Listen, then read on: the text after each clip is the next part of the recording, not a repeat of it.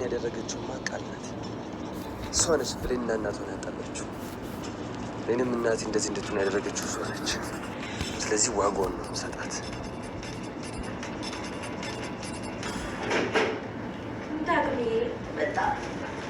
ምን ያደረገች? ለምንድን ነው ማትያት? ለእናቷ ምን ብለሽ ነው ያሸሻት? ዳግም ልቀቀኝ። አንቺ መርዝ! እናትና ልጅ የለያየሽ እርጉም! ቆይ ምን አደረገች? ብሌን የት ነው ያለችው? ንገረኝ፣ የት ነው ያለችው? በቃ ከተንኮል ውጭ ምንም ፍላጎት የለሽም ማለት ነው? ዳግም እባክህ ልቀቀኝ። እኔ ምንም አላውቅም።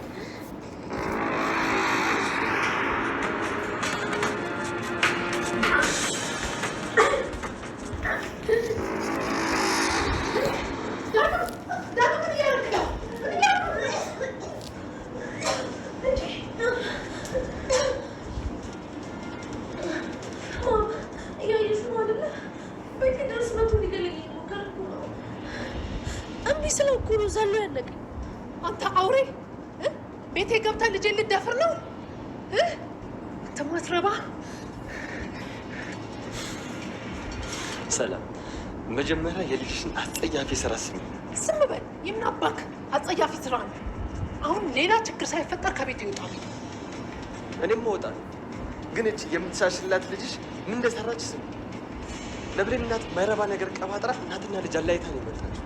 ይኸው ብሌን የት እንዳለች አይታወቅም። ማም ዝም ብሎ ነው፣ አትስሚው። ዝም ብሎ ነው የሚያወራው። ይሁሉ ደግሞ በእኔና በብሌን ፍቅር ቀንታ ቃል እኔን ከብሌን ነጥቃ የራሷ ለማድረግ ትፈልጋለች። ለዛ ነው ብሌን በማታውቀው ነገር እያገባች የምታሰቃያት። እሱ እንደሚሆን እያወቀች ብሌንን ባገኘችው አጋጣሚ ታሰቃያታለች። ይኸው ብሌን ከቤቷ የለችም፣ ወጥታለች። ምንድን ነው የምታወራው አንተ? ቃል እኮ አዎ ቃል እኔን ትወደኛለች። ብዙ ጊዜ አብረን እንድንሆን ትጠይቀኛለች። እኔ ግን ብሌንን ነው የምወደው።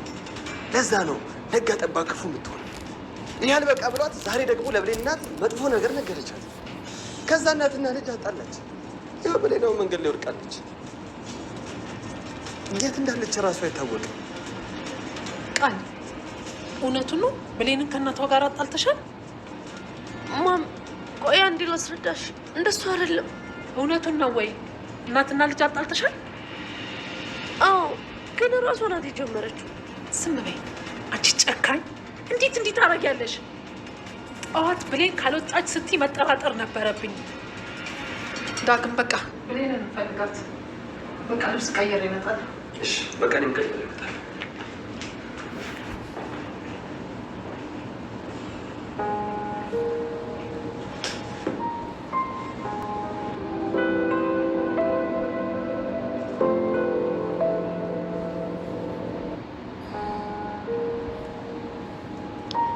እኔ ምን አይነት ሰው ነኝ? ልጅ በሰጠኋት ብሌንዬ፣ ይቅር በይ ልጅ። ከየትም ብዬ ፈልጌ እመጣሻለሁ።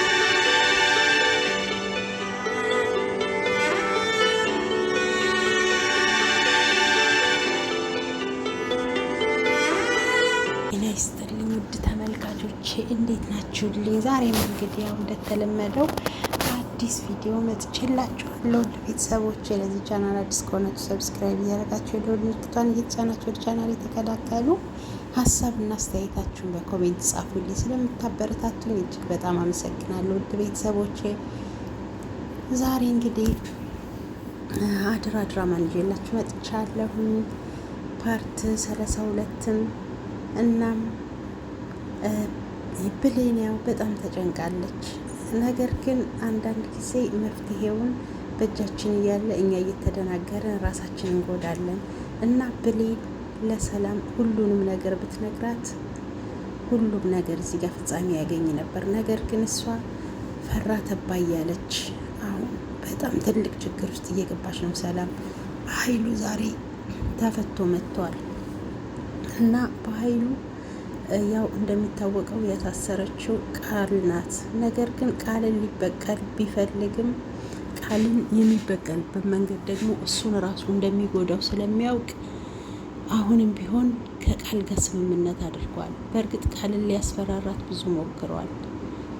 እንደውም ሁሉንም ነገር ጫፍ አድርሶ እህቱን ይቅርታ የሚጠይቅ መስሎና የቃልን ጉዷን ሁሉ ይዘረግፈው መስሏት እሷ ተንቀጥቅጣ ነበር። ነገር ግን እሱ አሁን ለቃል ብሎ ሳይሆን ይሄንን ነገር ካወጣው እሱ የሚፈልገውን ነገር ስለማያገኝ ነው። በዛውም ደግሞ ቃልን በጣም አስፈራርቷታል።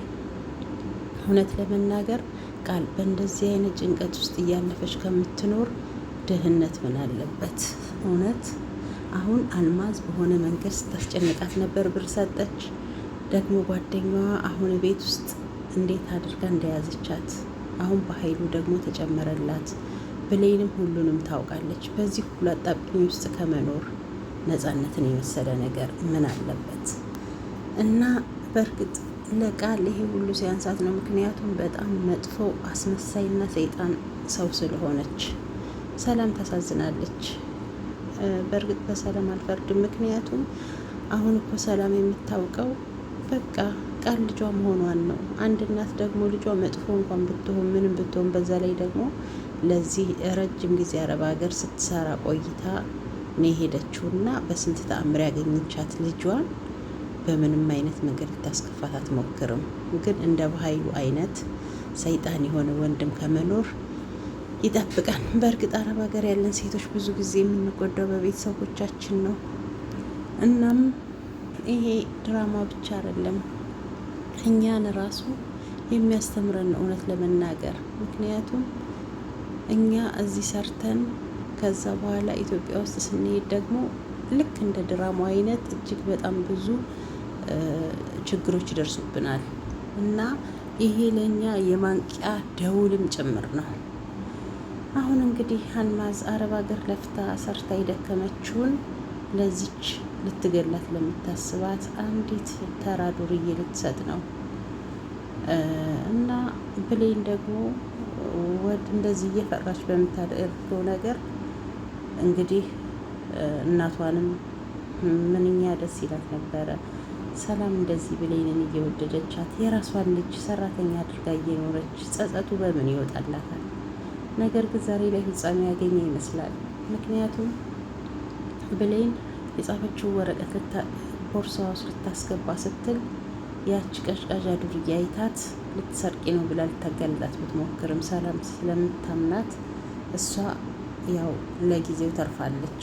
ነገር ግን በሁለተኛ ቀንም ስታስብ ካደረች በኋላ ሰላም ቤተ ክርስቲያን ትሄዳለች፣ ሌሎቹም ደግሞ ይተኛሉ። ስለዚህ አሁን ይህ ወረቀት ቦርሳ ውስጥ ማስገባት አለብኝ ብላ በጠዋት ተነስታ ብሌን የሰላምን ቦርሳ ከፍታ ስታስገባ ልክ ልታስገባ ልትሞክር ስትል ሰላም ቤተ ክርስቲያን አልሄደችም ነበር እና ነቅቶባት ድንገት ስትወጣ ቦርሳዋን ይዛ ታያታለች። እና ትናንትናም እንግዲህ ያቺ ዱርዬዋ ልጅ ብሌን ቦርሳሽን ከፍታ ብር ትሰርቅ ነበር ብላት ነበር፣ ግን አላመነቻትም ነበር ሰላም። ዛሬ ደግሞ በተመሳሳይ ሁኔታ ስታገኛት ብሌንን ጠረጠረቻት። እንዴት ትላንትና ስላልተሳካልኝ ዛሬ ልትሰርቂ ነበረ? ዛሬ ቤተ ክርስቲያን እንዳልሄድ እንቅልፍ ጥሎኝ ያስረፈደኝ ይህንን የአንቺ ውርደት ለማየት ነው እያለች ሰላም ብሌንን ከፍ ዝቅ ስታረጋት፣ ብሌን ግን እረ እንደዛ አይደለም ከማለት ውጭ ምንም ማለት አልቻለም። ድርግ ብላ ቀረች።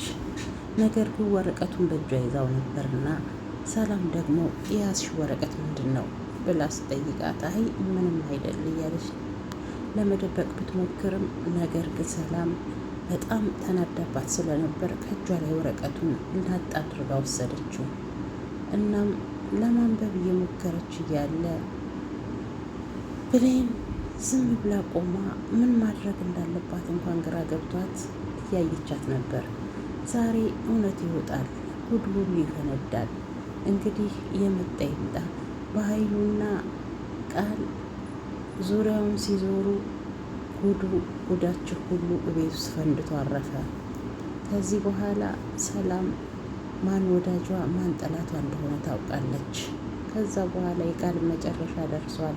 በኃይሉ ከዚህ በኋላ ይጠፋል። ነገር ግን እንደፈራችው በኃይሉ ብሌን መሆኑን ያሳወቀቻት ሲያውቅ ሰላም አይሰጥም፣ ለእናቷም ሆነ ለእሷም። እንግዲህ ፈጣሪ ናቸው እንጂ ሌላ ምን ይባላል? ውድ ቤተሰቦቼ የዛሬው አደራ ድራማ ይሄን ይመስል ነበር። በቀጣይ በጣም አጓጊ ፓርት ይጠብቀናል። የሰላም መጨረሻ ምን ሆነ፣ ውጤቱስ እንዴት ሆነ የሚለውን ነገር በሚቀጥለው ፓርት ይዤላችሁ እስከምመጣ ድረስ ለዚህ ቻናል አዲስ ከሆናችሁ ሰብስክራይብ ያደረጋችሁ የቻናል ሰብስክራይብ ምልክቷን እያጠቆራችሁ አብራችሁን ቆዩ። ሀሳብና አስተያየት ካላችሁ በኮሜንት ጻፉልኝ። ስለምታበረታቱኝ ከኔ ጋር ስለሆናችሁ እጅግ በጣም አመሰግናለሁ። ውድ ቤተሰቦች፣ በተለይ የመዳም ቅመሞች ከዚህ ድራማ ልንማር የሚገባው ብዙ ነገር አለ። ስለዚህ ልብ ያለው ልብ ይበለው እንደሚባለው ይሄንን ነገር በራሳችን ቢሆንስ ብለን ማሰብ አለብን። እናም ይሄ ድራማ እኛንም ይመለከተናል። ቴንኪው። ለዛሬ እዚህ ጋር ጨርሳለሁ። ባይ ባይ ቤተሰቦች።